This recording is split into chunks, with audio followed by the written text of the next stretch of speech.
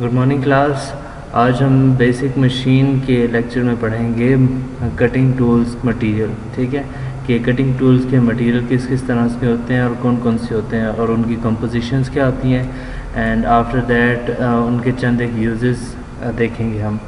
तो किसी भी टूल को, किसी भी वर्क पीस को कटिंग करने के लिए हम कटिंग टूल यूज़ करते हैं। ठीक है, जैसे हमने टिप वाला टूल यूज़ किया था, हाई कार्बन स्टील यूज़ किया था, HSS यूज़ किया था। तो इस तरह से, और ये डिपेंड करता है कि हमने काम कौन सा करना है, मतलब मशीनिंग कौन सी करनी है और कितना मटेरियल रिमूव करना है, और रफिंग करनी है या फिर फिनिशिंग करनी है, मतलब रफ़ कट करना है या फिर उसकी जो सरफेस है स्मूथ करनी है। ठीक है, इन सब चीज़ों पे डिपेंड करता है। और कटिंग का प्रोसेस उस सूरत में पॉसिबल है जब कटिंग टूल का मटेरियल हार्ड होता है वर्क पीस से, मतलब कटिंग टूल जो है वो ज़्यादा स्ट्रॉन्ग होता है वर्क पीस से, तभी कटिंग टूल जो है वो कटिंग कर सकेगा। ठीक है, अब इसकी चंद एक करेक्टरिस्टिक्स हैं कि वो पहले तो टेम्परेचर बर्दाश्त करने वाला हो। ठीक है, ज़्यादा टेम्परेचर पर भी वो कटिंग की एबिलिटी लूज़ ना करे, तभी ये मेल्टिंग पॉइंट नहीं होगा उसका, मतलब मेल्ट नहीं होगा और कटिंग करता जाएगा फ्लुएंट। फिर जब कटिंग स्टार्ट की जाती है तो एकदम जब cutting tool moving work piece के साथ जाके लगता है तो मूविंग वर्क पीस तो बहुत हाई स्पीड से घूम रहा होता है, तो एकदम किसी घूमती हुई चीज़ को हाथ लगाएं तो हाथ टूटने का भी ख़तरा होता है। तो इसी तरह कटर भी जब लगाते हैं हम वर्क पीस को तो कटर के टूटने का भी ख़तरा होता है, तो उसकी स्ट्रेंथ और उसकी शॉक रेजिस्टेंस भी हाई होनी चाहिए। ठीक है, फिर जब कटिंग टूल उसके साथ लगेगा वर्क पीस के साथ तो उसके साथ फ्रिक्शन पैदा होगी, तो अगर फ्रिक्शन मिनिमम होगी तभी कटिंग जो है वो एफिशिएंटली होगी। और भी काफ़ी सारे फैक्टर्स हैं जिस पे ये कटिंग डिपेंड करती है, कटिंग टूल डिपेंड करता है। जैसे ग्रेन साइज़ होता है, ग्रेन साइज़ अगर ज़्यादा बड़ा होगा तो वो ज़्यादा कटिंग कर सकेगा, और अगर थोड़ा सा ग्रेन साइज़ फाइन होगा तो वो कटिंग कम कर सकेगा लेकिन वो फिनिशिंग ज़्यादा कर सकेगा।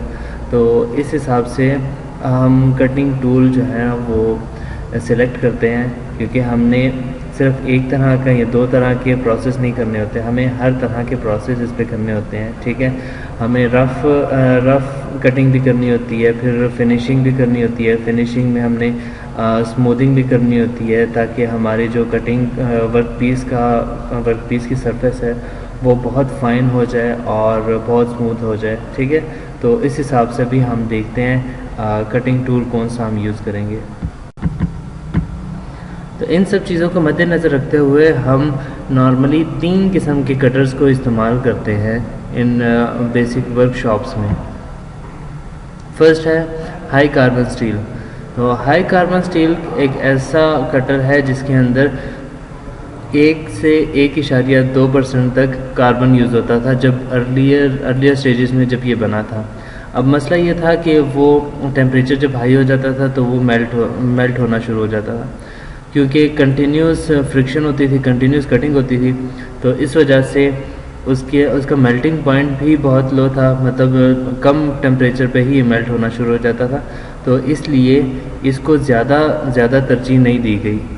उसके बाद इसमें इम्प्रूवमेंट हुई थी, इम्प्रूवमेंट कार्बन की मिकदार की ज़्यादा की गई थी। फिर उसके अंदर टंगस्टन भी इंट्रोड्यूस किया गया था। टंगस्टन भी एक हार्ड मटेरियल है, क्रोमियम भी इंट्रोड्यूस किया गया था, जिसकी वजह से इसकी वेयर रेजिस्टेंस ज़्यादा हो गई थी। ठीक है, तो वेयर रेजिस्टेंस ज़्यादा होने की वजह से इसको इंडस्ट्रियल लेवल पे इस्तेमाल किया जाता था इन सब ऑपरेशंस के लिए।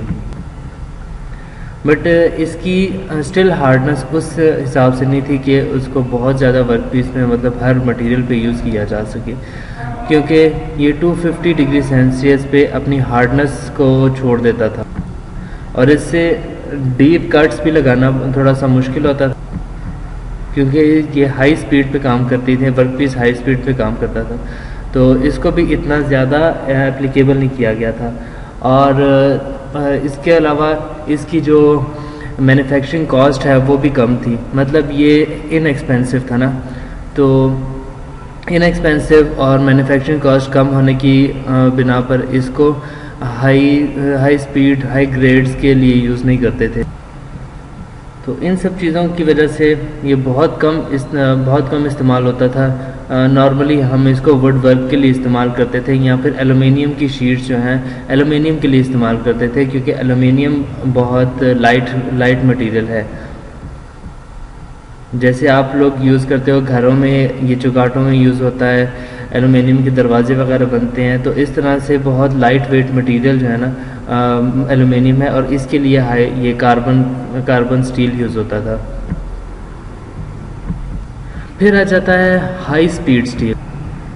इसकी जो कंपोजिशन, केमिकल कंपोजिशन थी वो इस तरह से थी कि इसके अंदर 5 से 10% तक मोलिब्डेनम होता था, और टंगस्टन जो है वो 1 से 10% तक डिपेंड करता था कि कौन से मैन्युफैक्चरर हैं, या फिर डिफरेंट मैन्युफैक्चरर्स होते हैं, तो वो अपने हिसाब से उसको ग्रेड को, इसकी परसेंटेज को, केमिकल कंपोजिशन को रखते हैं।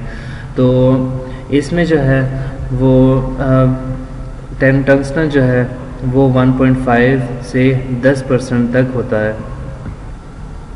और इसमें वेंडियम 1 से 4% तक होता है, और क्रोमियम भी ऐड होता है जो कि 4% तक होता है।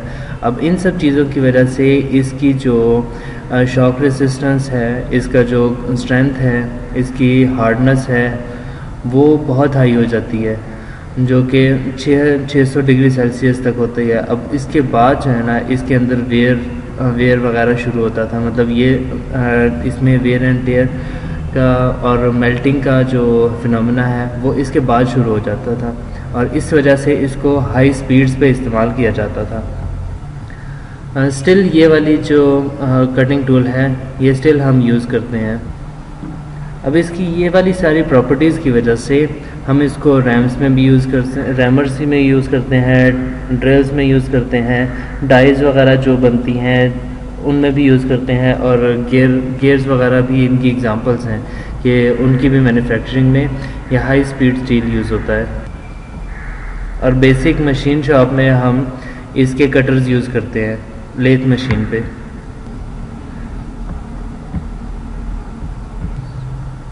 फिर आता है सीमेंटेड कार्बाइड टूल्स, ठीक है, या फिर इसको हम कार्बाइड टूल्स भी कहते हैं, या फिर इसको हम टिप टूल भी कहते हैं। मोस्टली हम नॉर्मल लैंग्वेज में जब ये बेसिक मशीन शॉप में हम काम करते हैं तो इसको टिप टूल कहा जाता है, क्योंकि इसकी जो टिप है उसको हम वेल्ड करते हैं।